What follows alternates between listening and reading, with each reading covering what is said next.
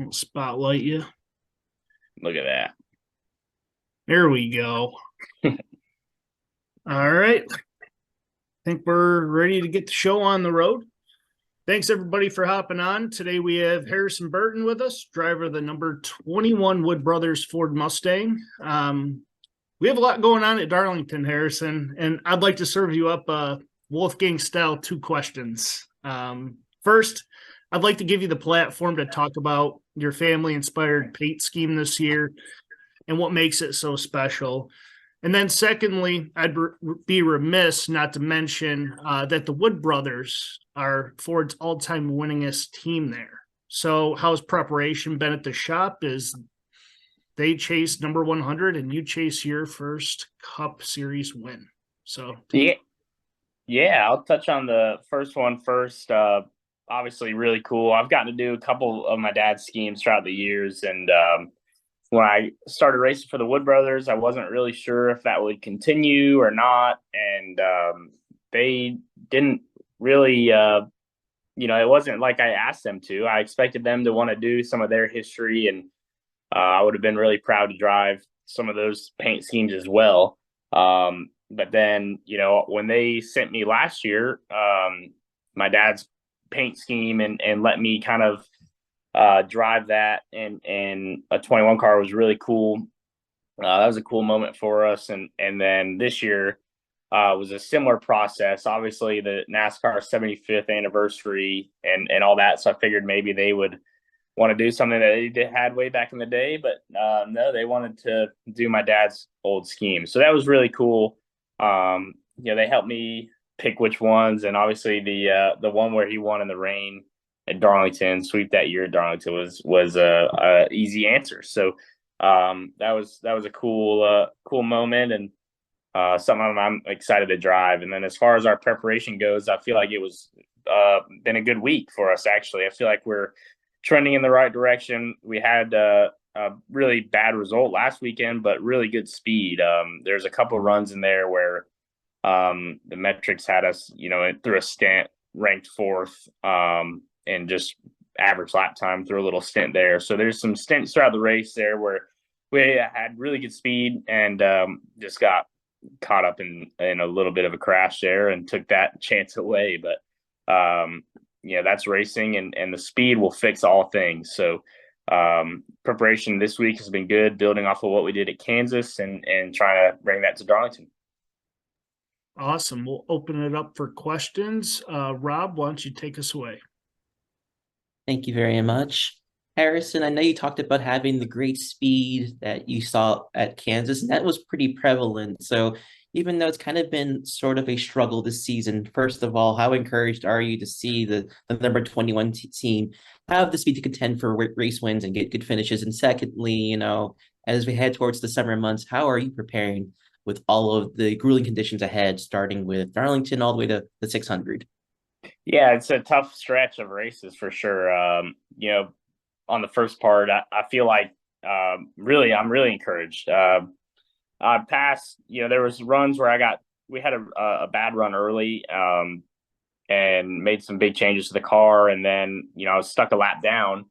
But past me and Eric Jones were racing for the free pass, and we passed up to like 12th or 13th on running position, racing for the lucky dog. So both of us all of a sudden found all this speed, and it was really fun because we were passing through the field while kind of racing each other, and that was encouraging. To pass a lot of cars. It was a lot of even if they weren't for position, like in that run, I passed from the back of the field up to there, and then the next run kind of did the same thing. And those were for position, but that was really fun. And then the summer months coming up, it's a super tough stretch. These cars have been pretty warm for sure. So just staying in the gym, being outside a lot, and kind of running has been a big thing that I don't really love doing, but something I have been doing quite a bit of. So just getting back in the swing of that and staying kind of in good shape is kind of the foundation, and then the rest is just hydration throughout the week. Sounds good, Harrison. Well, best of luck this weekend and hope to see you soon. Thank you. We'll kick it to Bob. Yeah, Harrison. You're not doing any races at North Wilkesboro, are you? The cars for the ASA. What's that? I'm sorry, I couldn't hear you. That's right.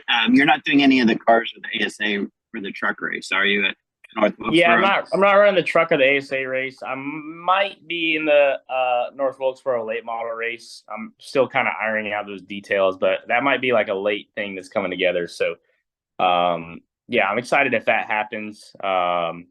But we'll see. I'm excited to do that if I can do that. Just to try and get some laps on that racetrack would be really important, I think, just to have an advantage. So we'll see how it goes. I've got a few things to iron out first and a lot of small details about running away from a team that, like the Wood Brothers or something that's established that you kind of have to handle on your own while running a cup season has been challenging, but I think I'll be able to get it done. So we'll see. If you can't do that, what can you do to prepare? I mean, is there a simulator enough that you can prepare? Yeah, it's a bit of a guesstimation, right? I mean, we had the test, and I wasn't there. Obviously, I think the Ford representative was Busher that was there. So we get some data from there. Ford has some data from there that's helpful for us, and so that's been a good building block, I think. And the simulator will be as close as we can get it without having a full race on it. So, would you not be able to run that race? I think the biggest thing you do is watch that late model race. And then on top of that, try and use a simulator as much as to your advantage as you can, for sure.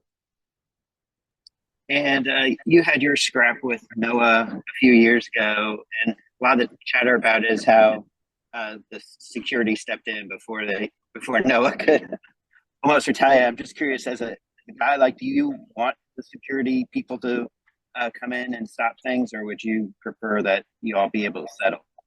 That's a good question. I don't know. I mean, when me and Noah fought, we kind of were able to fight for a while before anyone broke us up, and we went to the ground and all that. And I don't know. I didn't have a problem with what happened with us.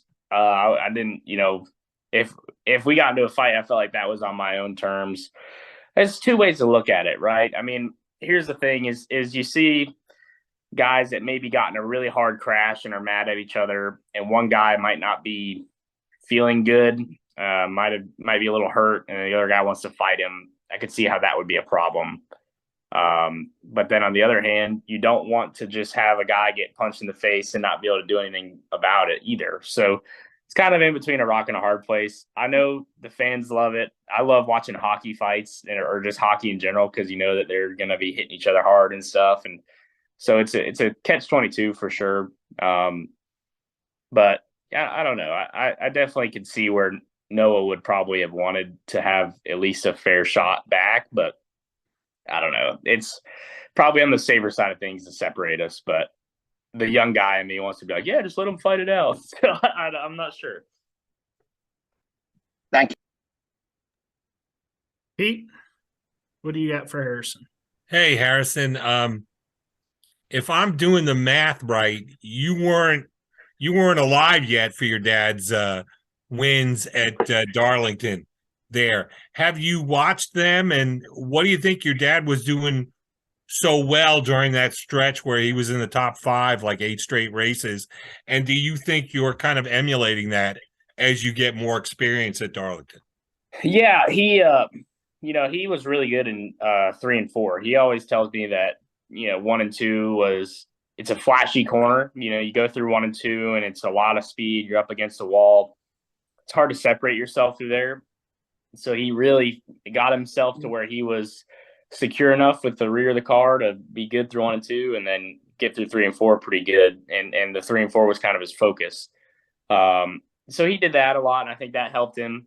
He was just naturally good there too. He's talented there, fit his style well. So yeah, I mean, I've had some decent runs there. I haven't quite had any cup wins there yet. So I'm trying to learn from him like I always have. But at some point you just have to go and drive it yourself and go find the limit yourself. So it makes it hard, right? Because your dad is sitting here with all this experience, all this knowledge, and he can tell you everything he wants to tell you. But until you go out and commit to doing it and learning and trying different things yourself, you can conceptually agree, but actually end up doing something completely different, even if you don't think you are. So racing's really tough like that. Not every driver drives the same way. And you look at, SMT is a tool we use now where you can go and look and see exactly what some other driver is doing. And it's helpful, to say the least. It's definitely a helpful tool. I use it all the time.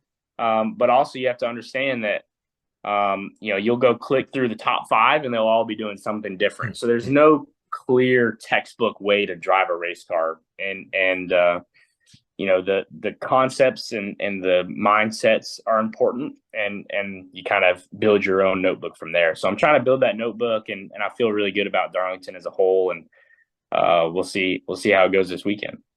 Thanks. Yep.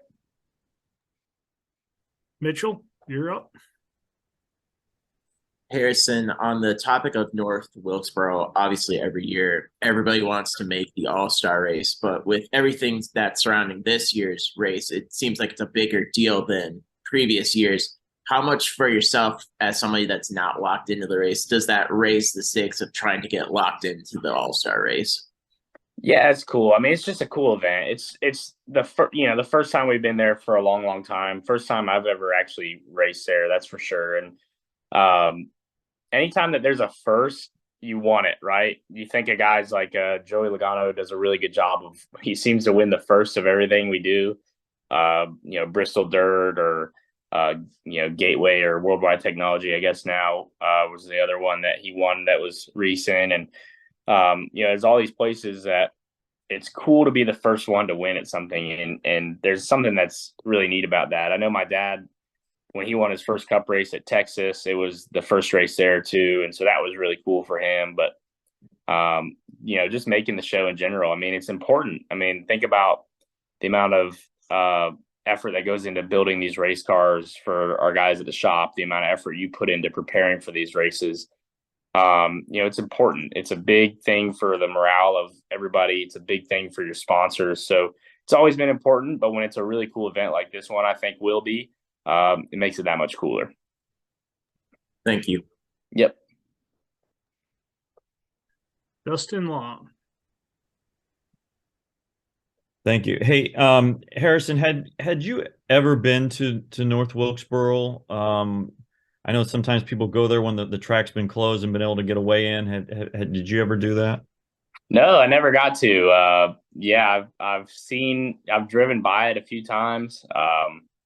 I've never actually been inside it at all or seen what the track looks like other than on videos. So I feel like I've, when it got announced that we were going to go there, all the videos came flying out of old races and things that were happening there in the past. And it's been cool to kind of see those. But other than that, no, I've never even seen the place. So it's going to be a challenge for sure. Hey, I'm also curious. Last week at the F1 race in Miami, not all, but some drivers kind of expressed frustration with how long pre-race was and being out in the sun and being out before they could get going and racing. Obviously, it was really hot at Kansas last week, and I think looking at about the schedule, you guys were out probably in it for about a half an hour, and it looks like Darlington this weekend is going to be close to 90 degrees and be out for about a half an hour or more. How much of a concern is that?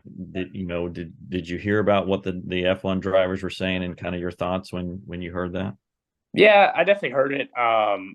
I saw that on Twitter. I saw that their fans didn't seem to like it much either. I thought it was interesting. I think it's something that they've never done or very much. I know they've done some intros before, but it seems to be different. I mean, for us, we do it every weekend. So you never even think twice about it. It's just part of what you do. You go to the pre-race driver meeting and then go to driver intros and then go to your car and anthem plays and then you go and race. So that's always been my routine. That's what I'm used to. Those guys have, way different routines and have been doing different things for a long time. So I could see how if you weren't used to that and then all of a sudden they asked you to do it, how it would be kind of like, what is this about? And then from our side, we're all like, oh, whatever. I mean, it's just normal. And I think our fans love the intros. And I think if the intros are done right, you think about the Bristol Night Race or somewhere like that where it's really, really cool. I think it's got its spot for sure. So I don't know. I never have thought it was a problem on our side of things. And yeah, maybe we're just tougher. No, I'm kidding. But it's definitely just normal for us for sure. Thank you. Yeah. I have a question for you. Obviously, racing's in the family blood. You can't talk about Darlington in the woods without David Pearson. He holds the Cup record for most wins at Darlington with 10, 8 of those in a Ford, and 6 of those with the Wood brothers. So is that someone you look up to? And yeah, to have the number 21 on your car for that race. That's cool. Yeah. Well, it was really neat. So at the shop in Stewart, they have a banner for every driver that's ever driven for them. And last year I went up there, and about 6 or 7 races through the year, they had mine up. And for whatever reason, my banner was next to David Pearson's, and I thought that was really, really cool.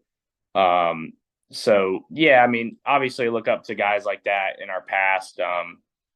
You think about the stories and the things that happen that, I get to hear about on a day-to-day basis that you kind of end up taking for granted because you just hang out with the Wood brothers all the time, and they're your bosses, and you get to know them like your family, and it's just whatever. But I mean, when you really take time to reflect on it, it's pretty neat. So yeah, definitely cool. Every weekend it's cool to drive the 21 car, and something I really take a lot of pride in for sure. And then lastly, just what do you expect from Darlington?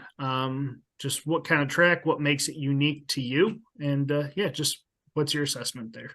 Yeah, it's going to be a tough race. Obviously, fairly long race. It's going to be hot.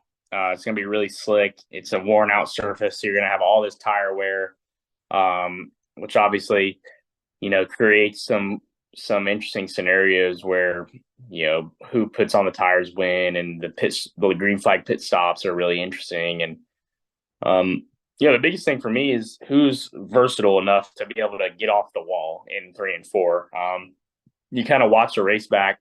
I actually just left a meeting where I watched a race with a group of people and on our team. And, I was watching a lot of onboards and seeing the guys that could make passes were the ones that weren't having to be married to the wall all the way around in 3 and 4. And so whether that's kind of dive bombing on entry and being able to get a run off of turns after turn 2 is really important. So just all the little things there to make it really tough. And you have to be on your game.